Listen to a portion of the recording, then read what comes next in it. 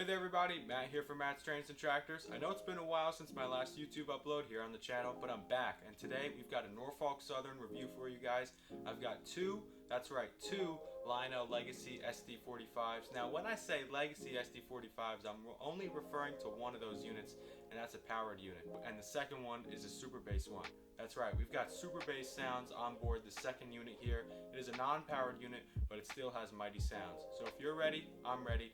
I've got a special microphone hooked up to the camera today, so if you're not, make sure to pop on some headphones. I'm going to be doing some sound work after I film this video to really bump up that bass that the super bass unit makes. Let's get into it. So today on the unboxing board, I've got Norfolk Southern Legacy SD45 number 1716. This is the powered unit. And then as for the number 2, we've got Norfolk Southern Legacy SD45 number 1795. And this is the super bass equipped unit. Now let's unbox these two locomotives. Lionel offered the SD45's in their 2021 Volume 2 catalog in a variety of different road names and road numbers. Out of the 6 road names that were offered in the catalog, only the Illinois Terminal and the Norfolk Southern paint schemes came with the added high hood and bell atop of the front or rear of the locomotive, depending on which way you choose to operate it. That bell and high hood really did it for me when it came down to that last minute purchase decision I made to go in on the SD45's as well as the super bass. As for the SD45's in real life, during the years 1965 and 1961, a total of 1,260 were produced. They measured in at 65 feet and 8 inches long. Alrighty, so just talking a little bit about this super bass unit here. It is absolutely identical just based off of what I'm looking at right here. In terms of color, paint job, and appearance. As for the weight, the super bass is a little lighter. Of course, it's not going to have that motor inside, but it is going to have an awesome sound system, which I cannot wait to try out. And especially if you were to make a lash up, which is what we're going to do, making a lash up between the super bass and the powered unit would enable them to talk to each other. And I believe that was starting at the front of the SD45, you can't help but notice mounted swinging bell atop the high hood, which is very reminiscent of a GP9. Below that we have our headlight or tail light, depending on how you choose to run your locomotive. Below that we have our road number, which is illuminated during operation. The Norfolk Southern logo, very nice chain, crossing, and very nicely painted yellow and black, separately applied grab irons and handrails, which are very Norfolk Southern themed. Down here at the pilot we have some air hose details as well as an electrocoupler, which is unfortunately dead center in this kinematic pilot. For those who are longtime subscribers of the channel, you would know that I am not a fan of kinematic pilots, but hey, it is what it is, and I'm still very happy to have this locomotive in my collection. We have a hand-painted crew figure up here in the cab, which does face down the long nose of the locomotive. We've got a door that does not open. 1716 is your road number, and then below that you have some very well printed and very legible signage. My personal favorite sign being the toilet drain sign down here. Yes, very nice and funny touch. Moving down we have the builder's plate, and Lionel always does a great job of printing these very clearly. The Norfolk Southern logo is very clearly printed in the center of the side profile here on the locomotive. Atop we do have 5 vents that do not rotate during operation but are transparent, so you can see the fans inside of them from atop. I'll give you guys a top glance in a second. We have some great separately applied grab irons details down here, and below here I'm going to point out that the fuel tank is where the speaker is housed.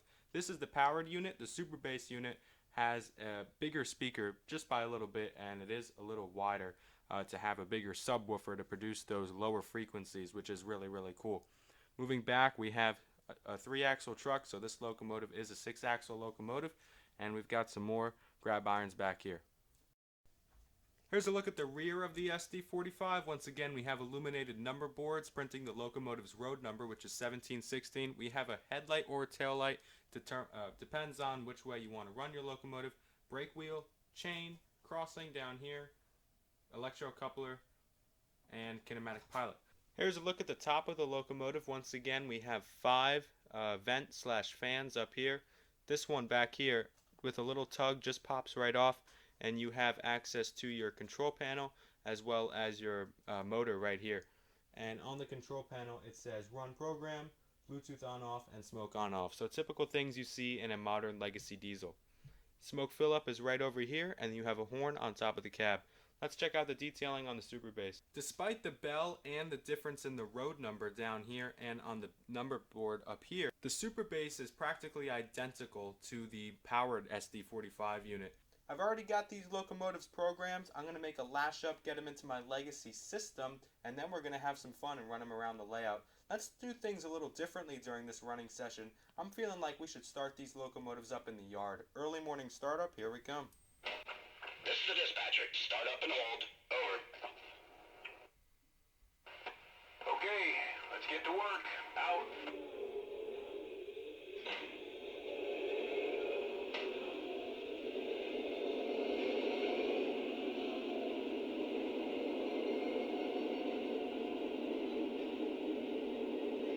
Before we pull out of the yard, because this is a modern legacy diesel, we do have 5 different bells and whistles to choose from. Let's start with the horn.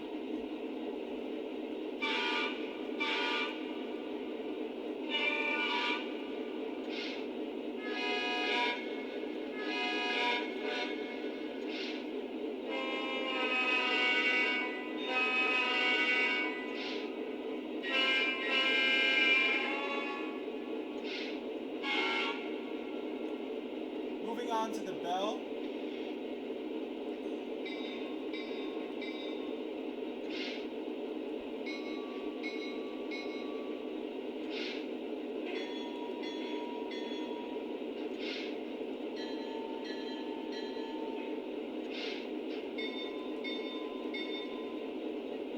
Alrighty, now with that out of the way, it's time to pull out of the yard and get this train onto the main line. Here we go.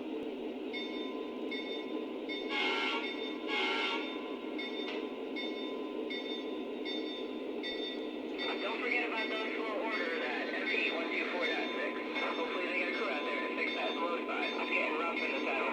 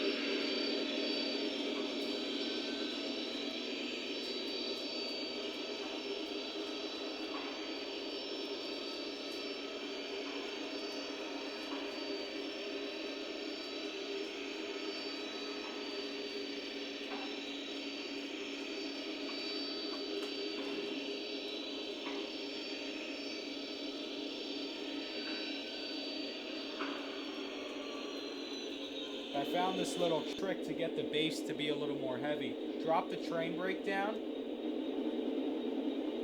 That's going to cause the super bass unit as well as the power unit to kick in and rev up a little more deeper, a little more thicker bass.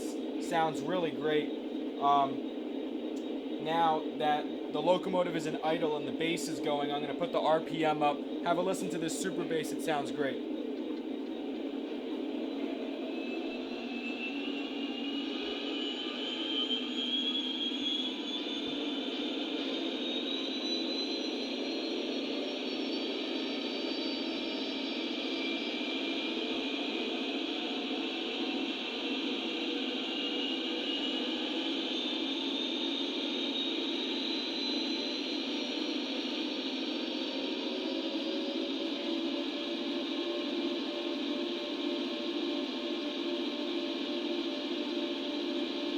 I'm Matt from Matt Service and Tractors. I hope you guys enjoyed this video. I know I have been slacking on putting content out there. I'm very busy making money to afford more items that provide for more content. So we've got a lot of doors that opened up as for content with these SD45's, and I'm looking forward to making more content for you guys. Follow me along on Instagram. That's Mats_trains.tractors, and I'll see you guys in the next video. Stay safe and stay tuned. Dispatcher.